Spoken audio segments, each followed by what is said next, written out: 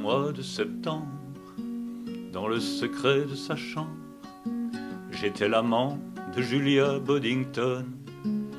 À sa disposition pour toutes les positions, suffisait qu'elle demande, qu'elle ordonne.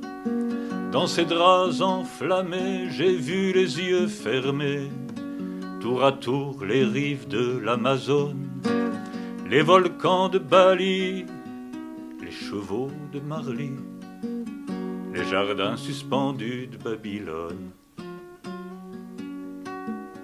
Elle vivait à Paris, séparée d'un mari, diplomate en poste à Washington. Il était beau et troublant, elle s'était mariée en blanc dans une petite église de Boston. Au bout de 2 mois, pas plus, hélas, elle s'aperçut qu'entre elle et lui, il y avait eu mal donne. Traversant l'Atlantique, elle prit ses claques et ses clics. C'est alors qu'on s'est rencontrés rue de Rome.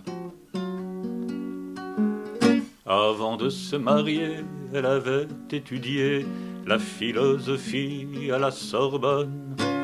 Pour être à la hauteur, je lisais les auteurs Heidegger, Épictète ou Bergson.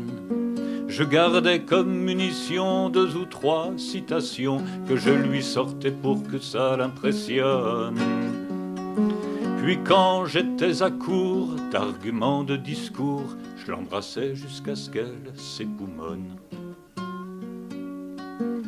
Elle habitait, je me souviens, dans un immeuble haussmannien, un duplex d'anciennes chambres de bonne, des livres de philo, un dessin du Trilo, un décor épuré minimum. De son lit le matin, je regardais le jardin du palais royal et ses colonnes. Et c'était apaisant après l'embrasement, décor dans le lit de Julia Boddington. Je vous le dis humblement, c'est très impressionnant, une philosophe quand elle s'abandonne.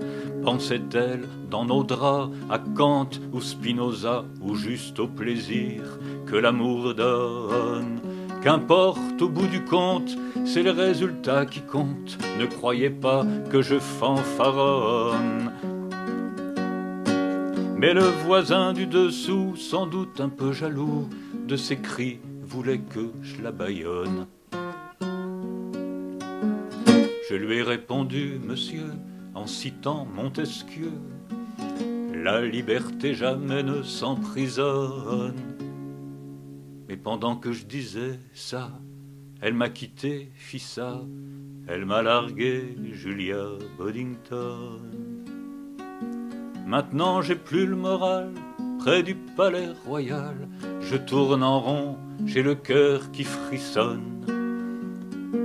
Et s'il comprend ma peine, je voudrais que monsieur Buren m'écrase sous le poids d'une de ses colonnes, pour ne plus penser à Julia Boddington, pour ne plus penser à Julia Boddington.